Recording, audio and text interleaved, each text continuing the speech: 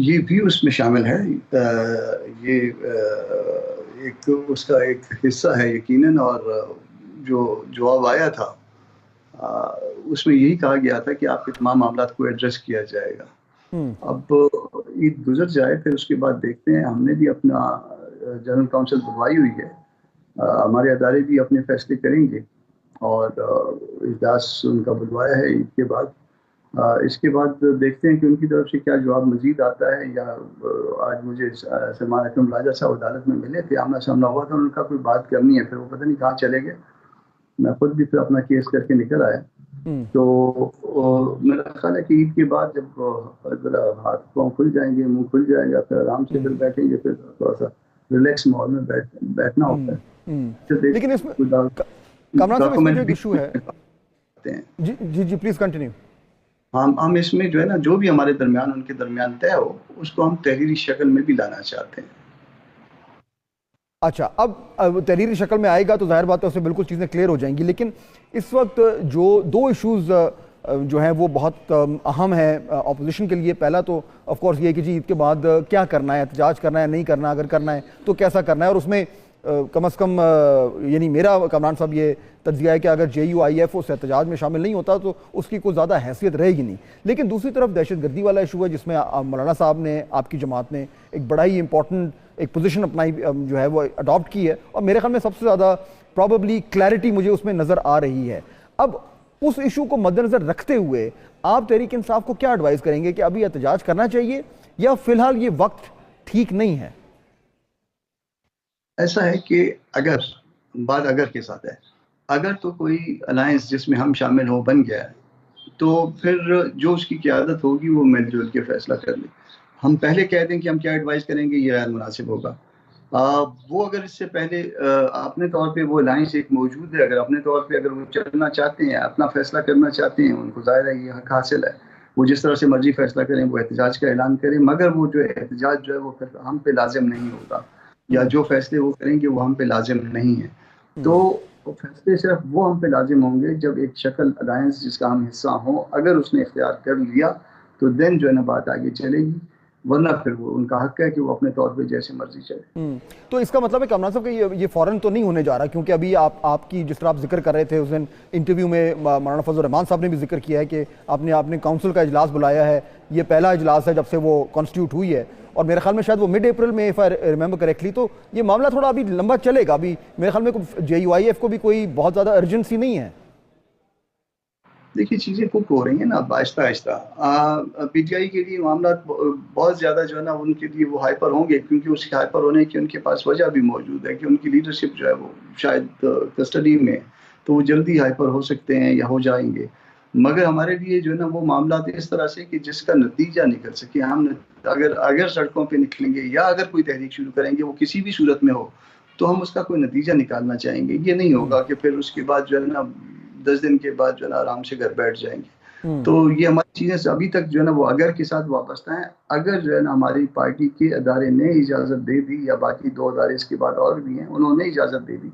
تو دین جو ہے نا پھر معاملات آگے لے کے چلیں گے۔ سوال یہ ہے کہ الیکشن جو ہے وہ درست نہیں ہوا، اس پہ کسی کا کوئی اعتراض نہیں ہے، الیکشن بالکل غلط ہے، مگر آگے اس کے خلاف جدوجہد کس طرح سے کی جائے، مل کے کی جائے، الگ الگ کی جائے، ابھی اجازت اس پہ لینی ہے۔ جہاں تک تعلق ہے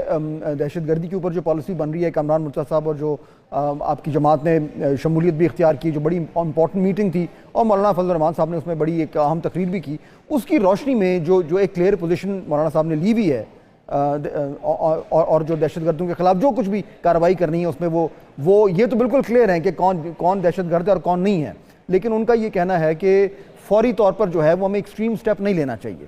تو اس میٹنگ میں شمولیت کے بعد اب جو ایک پالیسی فارمولیشن ہو رہا ہے اس میں آپ کو آپ کی جماعت کی طرف ایک آؤٹ ریچ ہوا ہے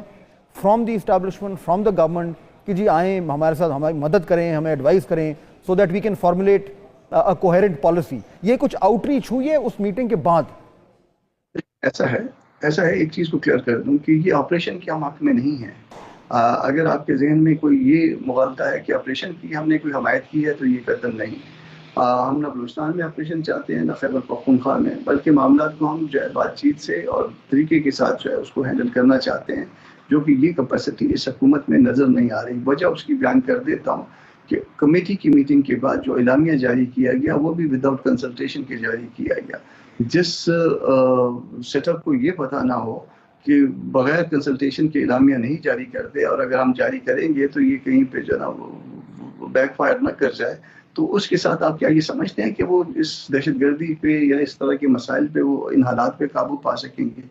تو اس کے بعد کی باتیں جو آپ کہہ رہے ہیں کہ کسی نے رابطہ کیا ہے، وہ یقیناً بالکل رابطہ نہیں کیا ہم سے. جس سے یہ اعلامیہ کے لیے رابطہ نہ کیا گیا، اس سے بات کا رابطہ کیا کرنا ہے کسی نے؟ بڑی حیران کن بات ہے کامران مرتضیٰ صاحب. میں جنونلی یعنی آئی ایم سرپرائز کہ اس وقت جو جتنا کروشل رول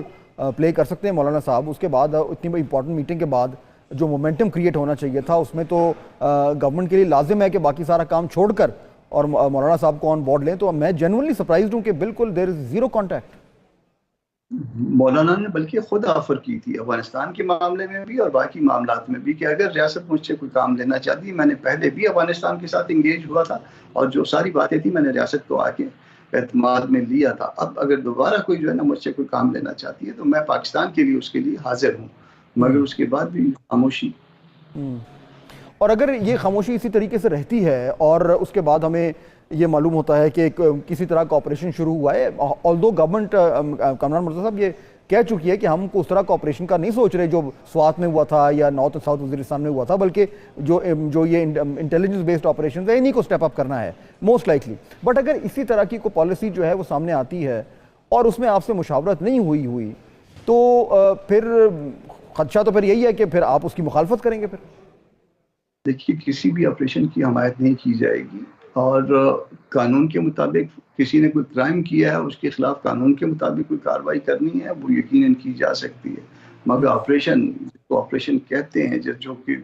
بغیر بلا تخصیص ہوتا ہے اور پورے علاقے میں ہوتا ہے، اس کو قطعاً اس کی اپروو نہیں کیا جائے گا. یا جو کہ بلوچستان میں ہو رہا ہے یا جس طرح سے خیبر پختونخوا میں جو معاملات سے نمٹنے کی کوشش کر رہے ہیں، اس کے ساتھ جو ہے نا وہ ہم ایگری نہیں کرتے.